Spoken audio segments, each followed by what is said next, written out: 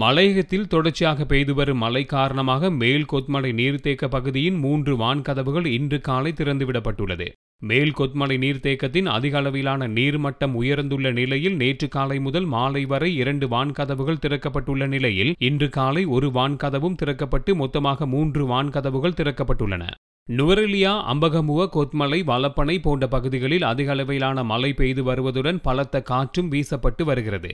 பிரதான வீதிகள், பெருந்தோட்ட பகுதிகள் மற்றும் கிராம பகுதிகளின் குடியிருப்பு பகுதிகளில் மண் சரிவுகளும் ஏற்பட்டு வருகின்றன.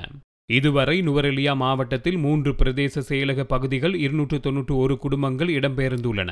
நுவரெலியா, வலப்பனை, அம்பகமுவ போன்ற பிரதேச செயலக பகுதிகளில் உள்ள மக்களை பாதுகாப்பான இடங்களுக்கு மாற்றப்பட்டுள்ளதாக நுவரெலியா மாவட்ட இடர் முகாமைத்துவ நிலைய பொறுப்பதிகாரி RM பண்டார தெரிவித்துள்ளார். அம்பகமுவ பிரதேச செயலக பிரிவுக்கு உட்பட்ட பகுதியிலே அதிக அளவிலான மக்கள் பாதுகாப்பான இடங்களுக்கு இடம்பெயர்ந்துள்ளதாக அவர் மேலும் தெரிவித்துள்ளார். நேற்று இரவு ஹட்டன் தலவாக்கலை பிரதான வீதியில் டெவோன் பிரதேசத்தில் பாரிய மரம் ஒன்று சரிந்து விழுந்ததில் அவ்வீதியினூடாக போக்குவரத்து பல மணி நேரம் பாதிக்கப்பட்டிருந்தது. அதேபோன்று நானோயா, சமசெட் பகுதியில் நுவரெலியா தலவாக்கலை பிரதான வீதியில் மண் சரிவு ஏற்பட்டு பிரதான வீதியில் போக்குவரத்தும் பாதிக்கப்பட்டிருந்தது.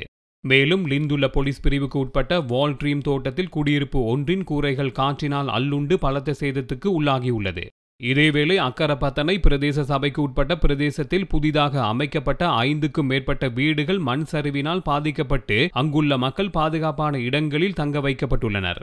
நுவரெலியா உடப்புசல்லாவ பிரதான வீதியில் சமர்வில் மற்றும் கோட்லோஜ் ஜெயலங்கா பகுதியில் மின்கம்பங்கள் சரிந்து விழுந்ததால் இப்பகுதிக்கான மின்சாரம் துண்டிக்கப்பட்டுள்ளது. மின்சார சீர்திருத்த பணிகளையும் நுவரெலியா மின்சார சபையினர் மேற்கொண்டு உள்ளனர். அவர் மூதக உறுப்பினராக இருந்தவர்.